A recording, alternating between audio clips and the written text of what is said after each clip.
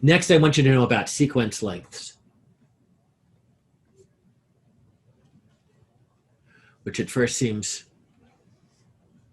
pretty trivial. It's easy to count what a sequence length is. But it gets, in practice, it gets a little bit tricky. If x of n is 0, so you've got a big infinite length of zeros, except over the region of n1 to n2, then you've got a few choices. If n1 and n2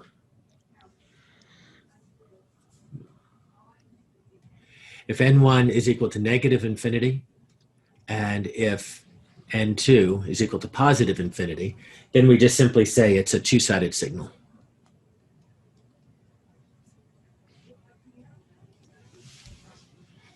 And you cannot capture it in a graph. You can't capture it in a written sequence. You've got to define it as equation.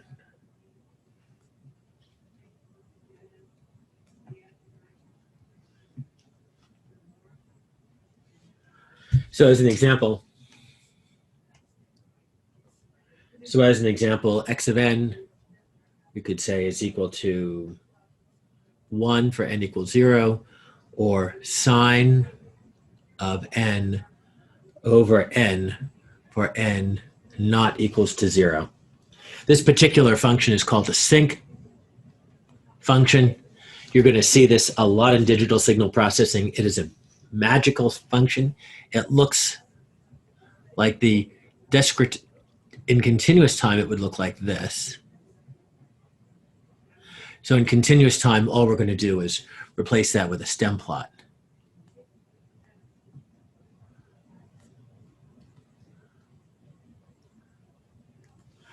And that's a two-sided plot, a two-sided figure. If n1 is finite, then it's right-sided.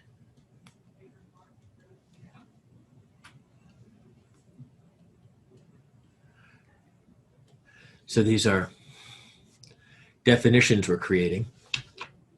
And what I want you to think of is something that looks like this.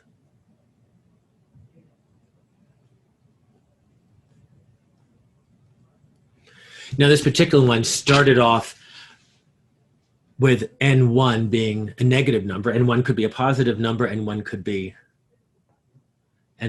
0. Similarly, we can have, if n2 is finite, we have a left-sided signal.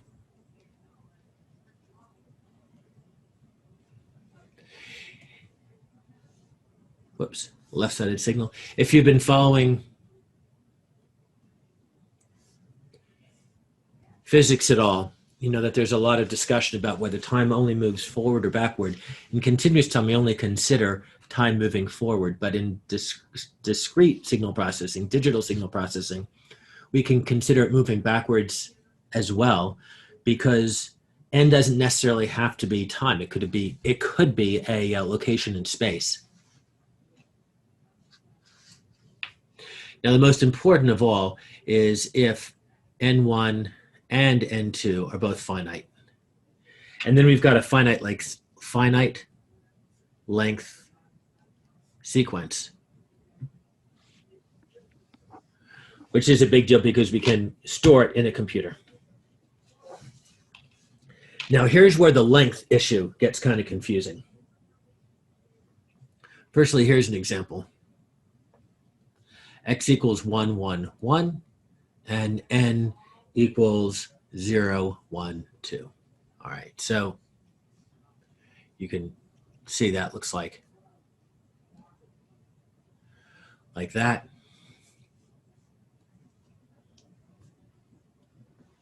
So the first thing is to realize that it has a length of 3. Even though the highest index is 2. That's the fence post problem. You'll run into that again.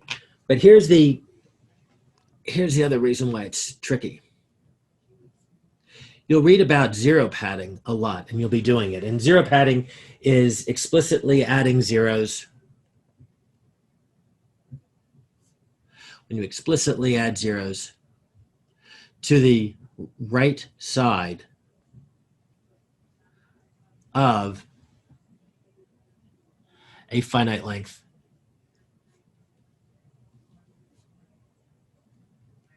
sequence. I guess technically it's adding zeros to either side.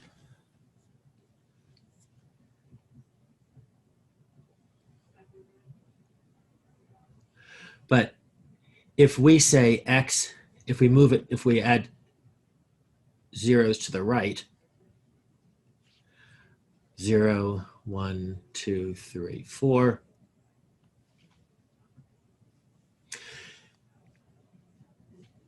Now we've got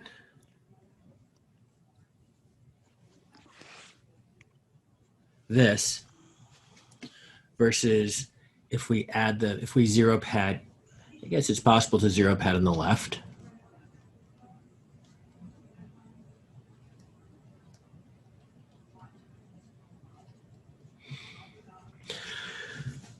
Now here's the question. If you don't adjust your n, if you keep your n the same amount, you've clearly changed your signal, right? Now it's this.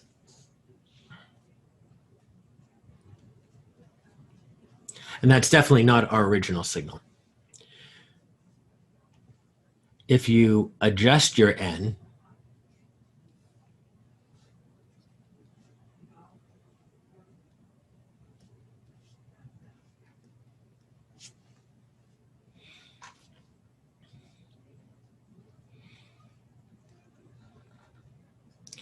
now you've got this. Okay.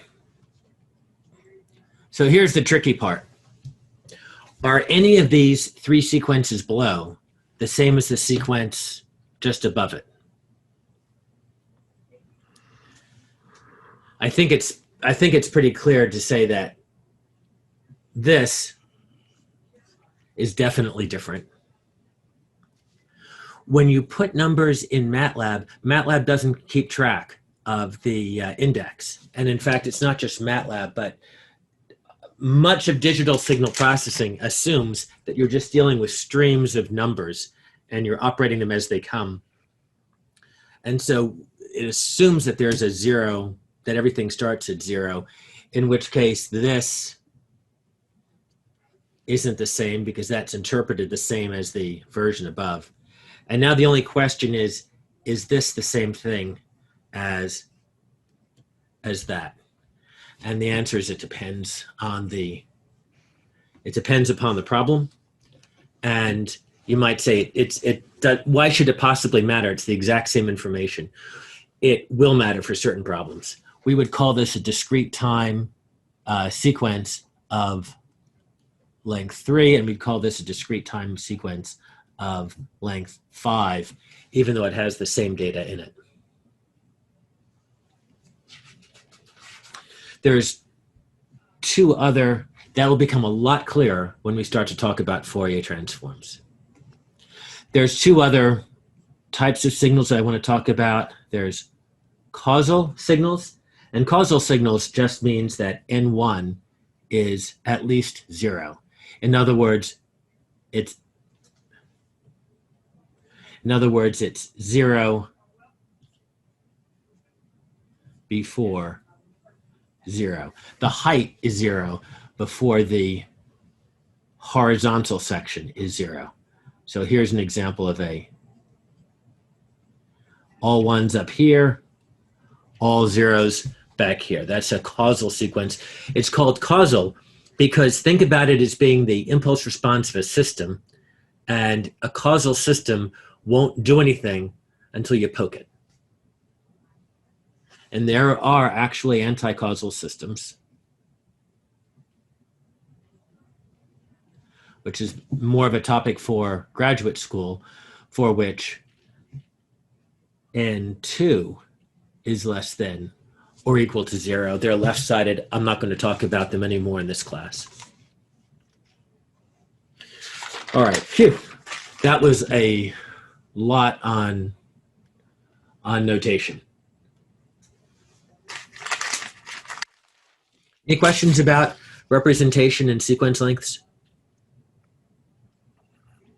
Big thing I want you to walk away with is that if you zero pad, you don't change the information, but you do change the length. And zero padding, you always want to do it to the right to avoid changing what the signal is. Okay. Let's talk about sampling. Wait, sure. One question about the sequence length stuff. Practically speaking, we would only do this for modeling signals in MATLAB and just making MATLAB not freak out if we have data sets of different length, right? No. Or is there another reason? No, it's a good question. It is a good question, and the answer will be abundantly clear to you why zero padding is such a big deal at a deep theoretical level.